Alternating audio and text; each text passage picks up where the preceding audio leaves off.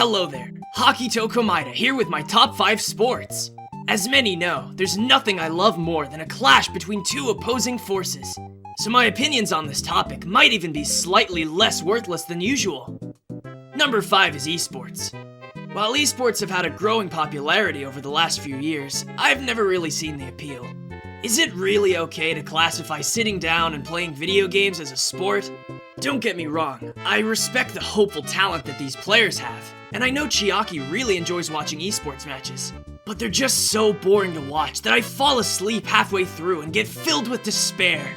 And if that wasn't bad enough, some of my favorite energy drink companies are massive sponsors of esports events. While they still deserve a mention, I don't think they're a hopeful enough sport for any number higher than 5. Number 4 is horse racing. To be honest, I've never actually watched an entire horse race in my life. The only reason I care about it at all is because there's so many bets involved.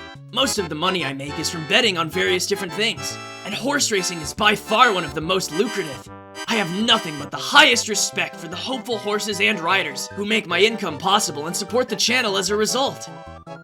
Number 3 is cheese wheel racing.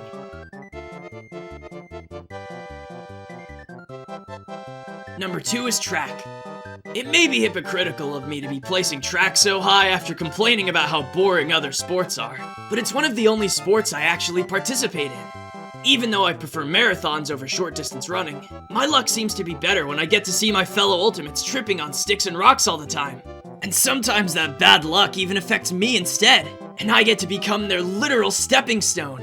It amazes me how some even go out of their way to put me in my rightful place. How hopeful.